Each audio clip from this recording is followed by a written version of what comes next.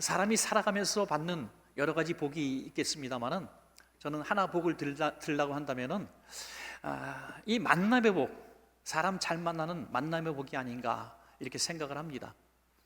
우리 어린아이들을 위해서 기도할 때에도, 또 장성한 청년들이 됐을 때도, 또 그 이상 나이가 많이 든 노년이 됐다 할지라도 이 만남의 복이 없으면은 정말 불행한 삶을 살 수밖에 없습니다. 이를테면 우리 아이들이 조금 자라서 초등학교에 보낸다고 합시다. 초등학교 보내면서 우리가 많은 기도를 하게 되겠지만 특별히 만남의 복을 위해서 기도해야 합니다. 어려운 이런 상황에 아이는 맞닥뜨린 거거든요. 평생 처음 겪는 이런 부모님과 떨어진 시간들, 그리고 모르는 사람들 속에 둘러싸여 있는 이 두려운 시간들이 있습니다. 그때 이 만남의 복을 잘 받아서 좋은 친구 만나고, 아주 자상하신 선생님을 만나고, 또 이런 선배들을 만나는 이런 시간은 너무나 귀하죠. 하물며 여러분, 우리 아들들 군대 갈 때 물론 훈련도 힘듭니다만은 우리 훈련이 힘들어서 도망가지는 않습니다. 거기서 만나는 아주 고약한 선배들 만나는 것 때문에 너무 군생활이 힘들거든요. 그래서 좋은 선배를 만나는 게 얼마나 좋은 일입니까? 그래서 좋은 상관, 좋은 동기들 이렇게 만나는 복을 위해서 기도해야 합니다. 직장 생활도 마찬가지입니다. 아무리 직장이 힘들어서 그만두는 친구들은 별로 없습니다. 아주 고약한 상사를 만나가지고 너무 스트레스가 많고 인격적인 모욕을 당하고, 그래서 회사 생활하기가 너무 힘든 것이죠. 이런 모든 것보다 2배, 3배의 힘든 또 중요한 만남이 있죠. 결혼입니다. 여러분 아기를 가진 잉태 때부터 배우자를 위해서 기도하셔야 됩니다. 여러분, 부모 품에 있을 때보다 부모 품을 떠나서 사는 시간이 훨씬 많은데, 만약에 거짓말로 속여서 결혼한 사람을 만나게 되면 얼마나 불행합니까?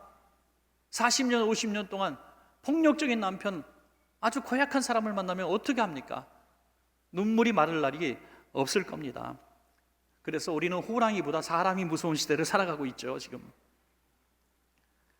사람 사이의 갈등이 지역 갈등으로 번지게 되고, 국가 간 갈등으로 번지게 돼서 인류의 역사는 전쟁의 역사라고 말을 하고 있습니다. 모두가 이 만남의 복을 갈구하고 있지만은 서로 원수처럼 지내는 것이 이 세상입니다.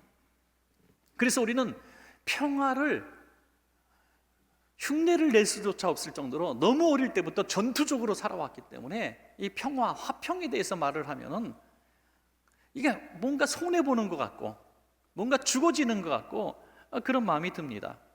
분명한 것은요, 하나님께서 이 땅을 처음 창조하셨을 때는 완벽한 화평의 세상이었던 것을 믿으시기 바랍니다. 여러분, 완벽한 화평의 세상. 그 하나님께서 만드신 동산 안에 사람을 만드시고 자연을 만드셨죠.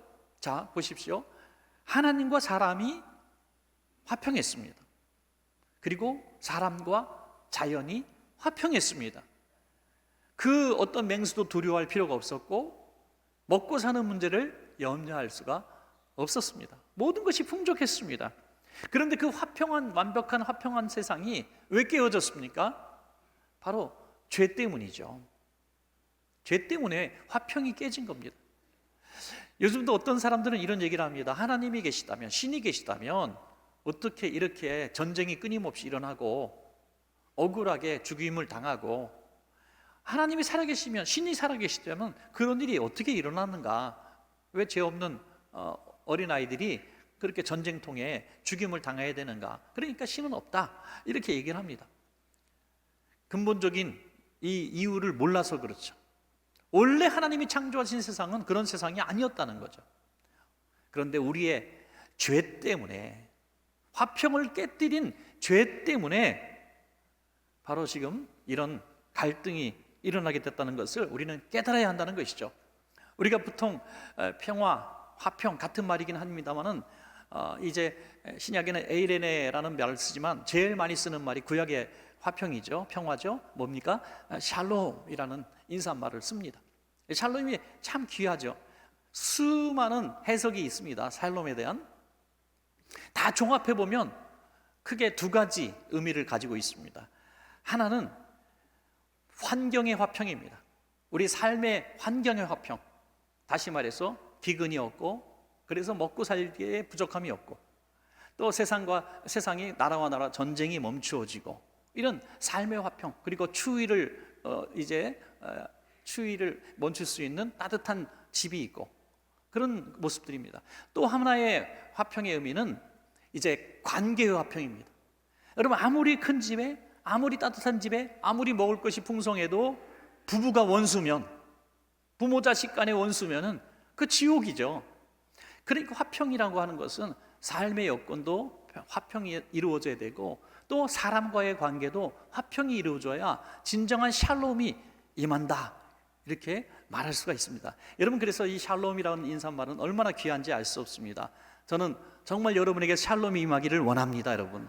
그래서 정말 새해에는 여러분의 삶에 어려웠던 부분들, 정말 지긋지긋한 돈 문제도 좀 해결받고, 건강 문제도 좀 치유받고, 또 부부 관계도, 자녀 관계도, 또 우리 성도들 관계도, 또 직장과 회사, 또 우리 사업장에서, 또 이 나라 민족의 이 갈등들이 좀 해소되어져서 진정한 마음의 평화, 삶의 평화가 임하시기를 원합니다. 우리 한번 좌우편에 진심을 담아 한번 인사합시다. 샬롬이라고요. 예, 그렇습니다. 얼마나 감사해요. 놈자를 잘 써야 됩니다. 그냥 놈자가 오해하게 돼요. 그는 우리의 화평이신지라 그랬습니다. 그는 우리, 예수님만이 우리의 화평이시라고 말씀하고 있습니다. 이 말씀의 제목을 가지고 우리 두 가지만 생각하기를 원합니다. 첫 번째로, 예수님은 화평을 위해 이 세상에 오셨습니다. 여러분, 화평을 우리에게 주시기 위해서 오셨다.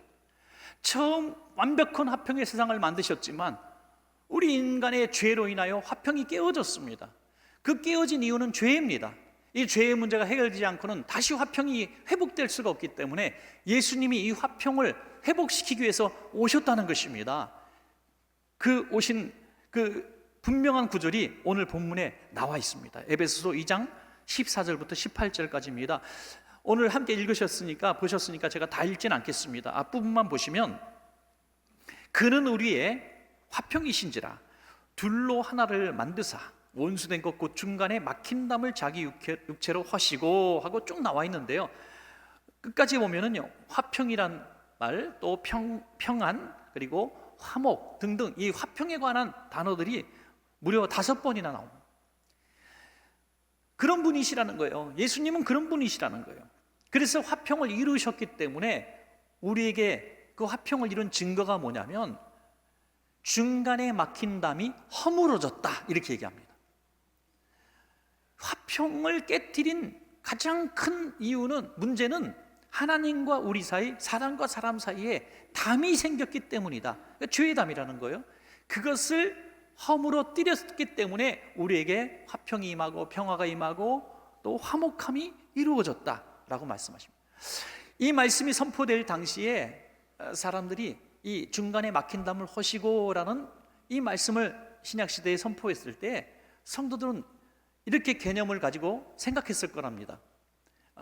이 예루살렘 성전에 가면 성소하고 이방인의 뜰 사이에 아주 견고한 담이 있었답니다. 이 담은 절대로 넘어갈 수 없는 담입니다. 이방인이 성소에 들어가고 싶지만 이 담이 가로막혀서 이방인의 뜰에 머물러야 했습니다. 이방인의 뜰에. 그런 시대에 이방인에게 구원이 임하고 성령이 임할 때 얼마나 놀라운 일이 벌어집니까? 베드로조차 깜짝 놀라지 않습니까? 그래서 이 담을 경계선으로 이방인은 절대로 그 성소로 들어갈 수가 없었는데, 1871년에 고고학적인 어떤 발견에 의해서 성전 뜰에 있는 돌판이 발견됩니다. 이 돌판에 이렇게 써 있었습니다. 어느 나라 사람이든지 이방인들은 이 담 안으로 들어오지 못한다. 만일 들어오면 죽게 될 것이다. 책임은 본인에게 있다. 이렇게 짧은 글이 써 있었다고 하죠. 그러니까 이방인의 뜰에서 이 담 넘어서 성소로 들어가는 사람은 돌로 맞아 죽어도 그 책임을 물을 수 없다는 거죠. 그 정도로 유대인과 이방인이 분리되어 있었습니다. 유대인들은 이방인은 절대로 구원받을 수 없었다고 생각했습니다. 그 시대에 예수님께서 오셔서 그 복음을 증거하자. 이방인이나 유대인이나 구원에 차별이 없다고 말이죠. 그 육체로, 예수님의 육체로 그 이방인과 유대인의 담을 허물어뜨리셨다고 성경은 오늘 에베소서에서 말씀하고 있습니다. 우리 오늘 신약적인 의미에서 조금 더 이 담에 대한 중간에 막힌 담의 의미는 예수님께서 돌아가실 때 동시에 성소와 지성소를 가리고 있었던 휘장이 찢어진 사건을 우리가 많이 듭니다. 1년에 한 번, 대제사장도 1년에 한 번 들어가서 이 거룩한 지성소, 지극히 거룩한 성소에 들어가서 속죄 제사를 드리죠. 그런데 그것이 찢어짐으로 말미암아 누구든지 언제든지 하나님 앞으로 나아갈 수 있는 길이 열렸다는 것입니다. 휘장이 찢어지고 담이 찢어졌다는 게 뭡니까? 성경은 그 휘장은 예수님의 육체라고 말씀하고 있습니다.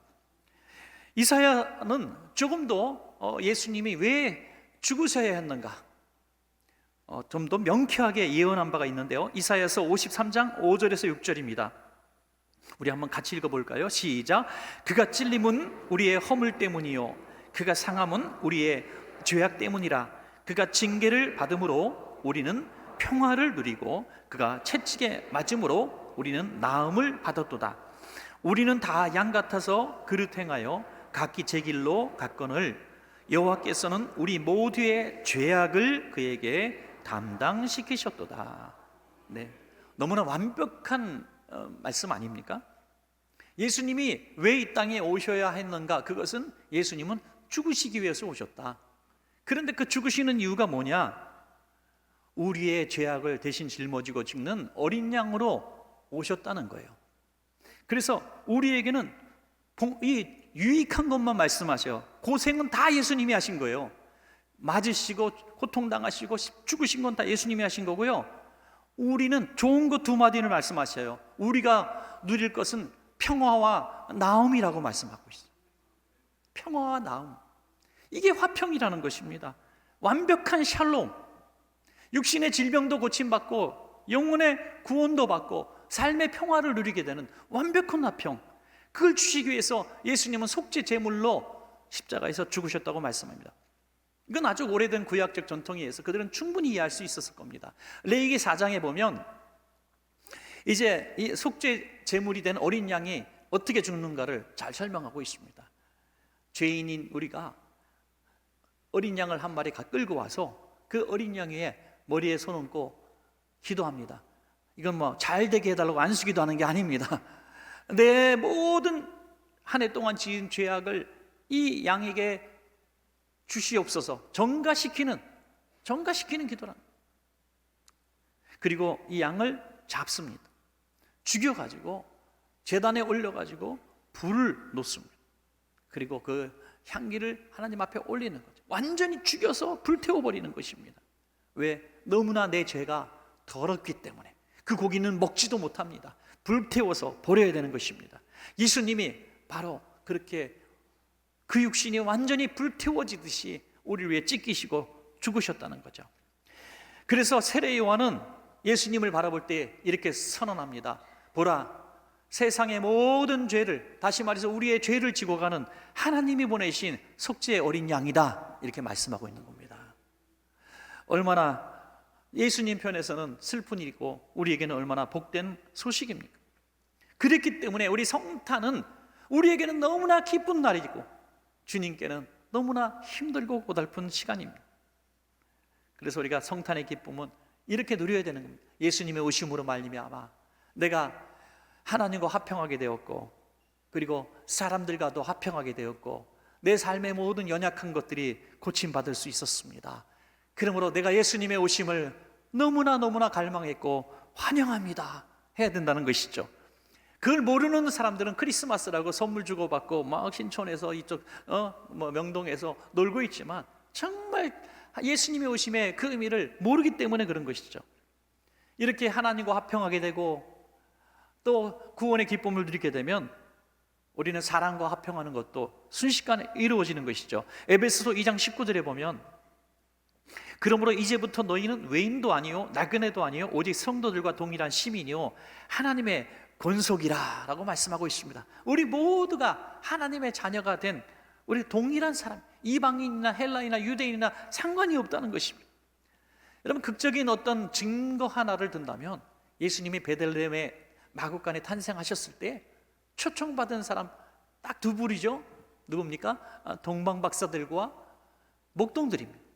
이 두 부류의 사람들은 도무지 하나가 될 수 없는, 같이 앉아 있을 수 없는 너무나 신분의 차이가 큰 사람들, 부자고 지성인들이고 또 큰 선물을 가지고 온 사람들이고, 목동들은 아무것도 가지고 올 수 없는 가난한 사람들이고 천대받는 사람들이고 오늘 밤에 죽어도 아무도 기억하지 않는 사람들. 예수님께서 그 두 부류의 사람을 같이 부르셨다는 거죠. 여러분, 그래서 아기 예수 탄생은 어떤 특별한 부류의 사람만 행복한 게 아니에요. 사장님과 직원이 함께 행복할 수 있고, 주인과 노예가 함께 행복할 수가 있고, 배운 사람 못 배운 사람, 부자나 가난한 자가, 건강한 자나 약한 자가 모두가 행복하고 기뻐할 수 있는 날이 바로 크리스마스가 되는 것입니다. 여러분, 로마서 10장 12절에 유대인이나 헬라인이나 차별이 없음이라 한 분이신 주께서 모든 사람의 주가 되사 그를 부르는 모든 사람에게 부요하시도다. 아멘. 우리 모두가 어떤 상황 강편, 어떤 신분을 가지고 있든지 오늘 우리에게 화평을 주러 오신 그 예수 그리스도를 기쁨으로 맞이하는 복된 크리스마스 되기를 간절히 축복합니다. 그리고 마지막 두 번째로 이제 우리들은 화평을 위해서 보내심을 받았습니다. 예수님은 우리의 화평을 위해서 이 땅에 오셨습니다. 그리고 예수님의 제자된 저와 여러분, 이제 예수님의 그 행하셨던 일들을 본받아서 우리는 세상에 나가서 예수님처럼 화평을 이루는, 십자가를 지는 삶을 살아야 한다는 것이죠. 에베소서 4장 3절과 4절입니다. 평안에 매는 줄로 성령이 하나 되게 하신 것을 힘써 지키라.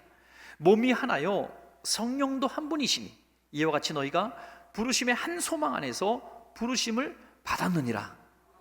진정한 화평이라고 하는 것은 하나됨이다. 하나됨. 하나 되지 못하고는 화평이란 것이 있을 수가 없습니다. 여러분, 지금 어떤 가정이 있다고 합시다. 부부가 너무너무 지금 어떤 논쟁을 하고 분쟁을 하고 있습니다. 어떤 한쪽이 이기면 평화가 이루어집니까? 아닙니다. 나라와 나라가 전쟁을 하고 있습니다. 한쪽이 이겼다고 둘 다 평화를 누릴 수 있습니까? 화평을 이룰 수 있습니까? 절대 아닙니다. 그래서 이렇게 분쟁이 많은 상황들이 생길 때 우리나라가 지금 얼마나 지금 시끄럽습니까? 어느 한쪽이 이겼다고 평화가 이루어지는 것 절대 아닙니다. 하나가 될 때 참된 평화가 이루어질 줄로 믿습니다. 그래서 우리는 이 크리스마스 이 계절에 우리는 그것을 위해서 기도해야 합니다. 어느 한쪽이 이기는 것을 위해서 기도하는 것이 아니라 하나님, 이 나라에 모두가 하나가 되어서 화평을 누리는 날이 오게 하여 주시옵소서. 이렇게 기도해야 된다는 거죠. 우리가 가장 화평을 이루기 위해서 보내심을 받은 장소는 어디겠습니까? 먼 곳보다 가장 중요한 첫 번째로는 가정과 교회의 화평을 위해서 우리가 보내심을 받은 줄로 믿으시기 바랍니다. 우리 가정에 여러분, 이 진정한 샬롬, 화평이 지금 이루어져 있습니까? 있으면 너무너무 감사할 일이에요. 너무너무 감사합니다. 모이면 행복하고 정말 사랑의 공동체고 정말 자식들이 부모에게 효도하고 너무 아름답잖아요. 그런데 다 그런 건 아니잖아요. 어떤 가정은 너무 분쟁을 많이 하고 심지어 원수처럼 지내는 부부도 있을 수 있습니다. 오늘 내 얘기하는가 보다라고 생각하지 마십시오. 전 들은 바가 없습니다. 남들이 볼 때는 그냥 부부처럼 지내고 있지만 오랫동안 대화조차 하지 않는 그런 분들도 있을 수 있습니다. 여러분 분명히 기억하십시오. 주님은 우리의 화평이신지라 라고 했습니다. 주님을 우리가 정말 믿는다면, 아기 예수를 이 성탄의 계절에 정말 환영하는 우리의 구유 같은 심령이라면 그 우리를 화평하게 하시기 위해서, 죄에서 구원하시고 그 담을 허물시기 위해서 십자가의 고난을 다 당하신 주님을 믿는다면 이제 나도 내가 있는 곳에서 휘장을 찢어내고 담벽을 허물어낼 수 있는 화평의 사도가 되어야 되지 않겠습니까? 성 프란시스코의 기도처럼 주여 나를 평화의 도구로 사용해 주십시오 라고 하는 것이죠. 물론 우리가 이것은 내 힘으로 되지 않습니다. 그래서 오늘 본문 안에서 그렇게 말씀하지 않습니까? 에베소서에도 성령이 하나 되게 하신 것을 힘써 지키라. 성령이 하나 되게 할 수 있도록 우리에게 힘을 주신다는 거예요. 여러분 분명히 기억하십시오. 하나 되게 하시는 것은 성령님이고 분리시키고 갈라놓는 것은 마귀입니다. 그러므로 가정에서나 교회 공동체에서나 하나님이 만드신 아름다운 공동체에서 분리시키려는 세력이 나타나고 분리시키려는 어떤 악한 일들이 일어날 때에 우리는 정신을 바짝 차려야 합니다. 아, 이게 마귀 역사구나. 그리고 주님 나에게도 예수님 닮아 화평을 이루게 하여 주시옵소서, 나를 사용하여 주시옵소서 하며 희생해야 된다는 거죠. 희생이 없이는, 제물이 없이는 절대로 화평이 이루어질 수 없습니다, 여러분. 그래서 여러분이 크리스마스 계절, 이 12월 다 가기 전에 여러분 정말 용기를 한번 내십시오. 도전을 한번 해보십시오.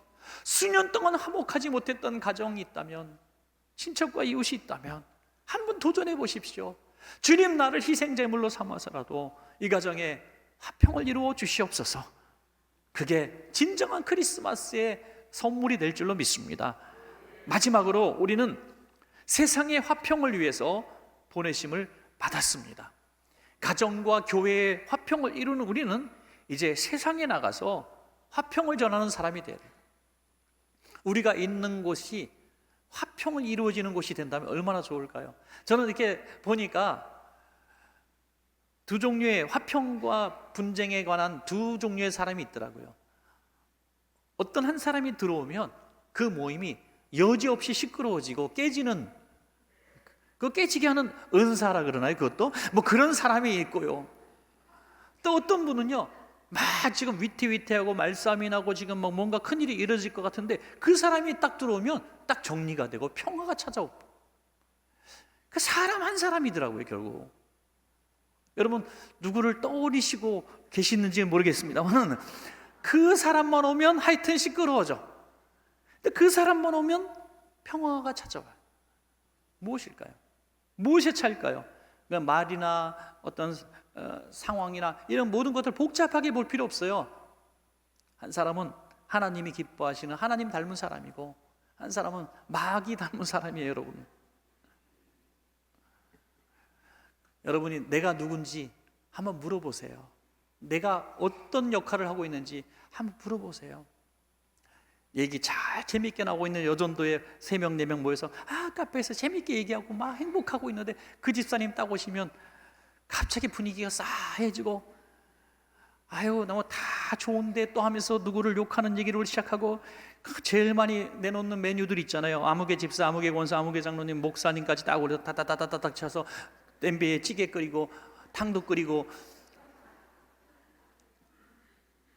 그게 또 이렇게 재밌어요. 그죠? 그렇게 시간도 잘 가요. 그런데 그 모임이 끝나고 나면 괜히 마음이 안 좋고 괜히 신경질 나고 또 화가 나고, 여러분 그런 누구로 쓰임받아서 되겠습니까? 여러분 제발 좀 이런 일은 안 일어났으면 좋겠는데, 아주 흔한 일이죠. 지하철 만원 지하철 팍 탔는데 자리가 2개 딱 비어 있어요. 탁 타자마자 핸드백이 슉 날아가서 거기 딱 꽂힙니다. 어쩜 이렇게 정확하게, 정말 잘하는지 몰라요. 딱 또 권사님 저기 앉으세요 그러는데 제발 이런 풍경이 안 벌어졌으면 좋겠어요. 세상에 화평을 주기 위해서 살아가는 사람이 되어야 되는데, 그런 모습을 보면서 어떻게 세상에 화평을 주러 온 사람으로 인정할 수가 있겠습니까? 이기주의, 욕심꾸러기로 보이지 않겠습니까? 이런 이기주의 욕심꾸러기는 세상을 절대로 화평케 할 수 있는 도구가 될 수가 없습니다. 여러분 놀라운 구절이 하나 있습니다.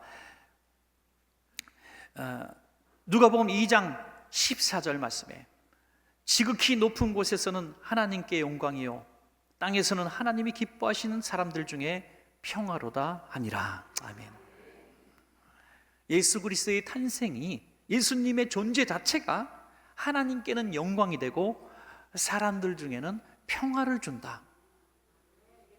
우리가 살아가는 그 삶의 모습이 하나님께는 영광이 되고 사람들 사이에는 평화를 주는 사람이 될 때에 이게 예수님의 자녀고 예수님 닮은 제자라는 것이죠. 그래서 마태복음 5장 9절에 연결되어지는 기가 막힌 말씀이 또 나옵니다. 한번 같이 볼까요? 마태복음 5장 9절입니다. 함께 읽습니다. 시작. 화평하게 하는 자는 복이 있나니 그들이 하나님의 아들이라 일컬음을 받을 것이며. 아멘. 이 원어적인 의미를 보면 더 놀랍습니다. 일컬음이라고 하는 것은 내 신분의 변화까지 말하고 있는 것이죠. 정말 하나님의 아들이 된다는 거예요. 화평하게 하는 자는 복이 있나니, 화평하게 하는 자가 누굽니까? 우리는 오늘 예수님을 말하고 있죠. 화평하게 하는 자는 예수님입니다. 그는 화평이신지라. 그런데 우리 사람들이 예수님 닮아 화평하게 하는 일을 하게 되면 예수님이 하나님의 아들인 것처럼 우리도 하나님의 아들이라 신분 변화가 일어난다는 거죠. 얼마나 기가 막힌 말씀입니까, 여러분? 우리가 하나님의 아들이 된다니요. 내가 예수님과 형제가 된다니요. 얼마나 놀라운 일입니까? 그 비결이 뭐냐? 열쇠가 뭐냐? 화평하게 하는 자가 되면 된다는 거죠. 화평하게 하는 자. 그래서 그는 우리의 화평이신지라. 어떤 부부에게 어린 아들이 있었답니다. 근데 어린 아이들이 이제 뭐 교통사고를 당해서 어린 아이가 뭐 살 수 있겠습니까? 그래서 좀 시름시름 앓다가 목숨을 잃었습니다. 이 일이 일어난 이후에 부부가 이제 서로 원망하는 거죠. 당신은 집에 있으면서 아도 안 보고 뭐 하냐? 그래서 계속 원망하게 되죠. 밖에서 술만 먹고 들어오고, 그러면 집에서는 또 당신만 힘드냐? 내가 뭘 잘못했냐? 하면서 남편하고 싸우고, 그러다가 결국 원수가 되고 서운한 관계 속에 그냥 이혼하기로 했답니다. 그래서 집 정리하는 날 이제 뭐 반반씩 나눠가면서 집도 다 정리하고 있는데 그때 꽁꽁 숨겨진 이 어린 아들의 손때 묻은 일기장이 발견된 거죠. 일기장이라고 해서 뭐 별거 없어요. 애기가 뭐 글씨를 삐뚤빼뚤 아주 뭐 큰 글자로 썼는데 이거 읽다가 부모가, 이 부부가 울고 말았답니다.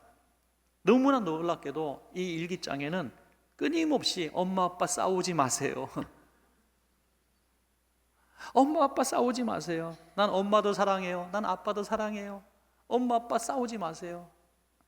엄마 아빠 싸우다가 헤어지는 것에 대한 트라우마가 생겨가지고요, 엄마 아빠가 막 헤어질 것 같아서 너무 두려워서 이 아이가 매일 일기장에 울면서 일기를 쓴 거예요. 엄마 아빠 싸우지 마세요. 헤어지지 마세요. 엄마 아빠 사랑해요. 엄마도 사랑해요. 아빠도 사랑해요. 그래서 이 부부는 그 일기장을 놓고 울음을 터뜨리고 말았습니다. 그리고 이제라도 우리 아들의 소원을 들어줍시다 하고 다시 살기로 결심했다는 이야기가 있습니다. 이 아이의 죽음과 이 글 한마디가, 한자가 이 부부를 다시 화평케 했다는 거죠. 희생이 없는 화평은 있을 수가 없다는 겁니다. 사랑하는 여러분, 우리 크리스마스 마음껏 즐겁고 기뻐할 이 시간에 우리는 정말 진정한 의미의 크리스마스에 대해서 여러분께 말씀을 드리고 싶어서 오늘 본문을 택했습니다. 조금 더 가벼운 크리스마스 메시지를 얼마든지 전할 수 있었는데 저는 이 말씀이 너무너무 전하고 싶었어요. 진정한 크리스마스가 뭔가, 여러분의 심령에 화평이 임하여 진정한 크리스마스가 되는 것이죠. 여러분의 가정에 진정한 화평이 임하여야 되고요, 여러분이 다니는 직장과 사업장에 이 혼란스럽고 분주하게 짝여놓은 이 대한민국에 전쟁으로 얼룩져 있는 이 전 세계 위에 진정한 화평이 임하여 진정한 크리스마스가 되지 않겠습니까, 여러분? 그래서 우리는 기도해야 합니다. 하나님, 예수 그리스도께서 화평을 위해서 오셔서 하나님과 우리를 화평케 하시고 사람과 사람을 화평케 하셨는데 다시 우리는 우리의 죄악과 욕망으로 이기심 때문에 다시 담을 쌓고 있었습니다. 오늘 이 크리스마스 시즌에 내가 이 담을 예수님 닮아 나의 십자가로 깨트리기를 원합니다. 우리에게도 화평을 주시옵소서. 그럴 때 정말 진정한 의미의 크리스마스가 우리에게 임할 줄로 믿습니다.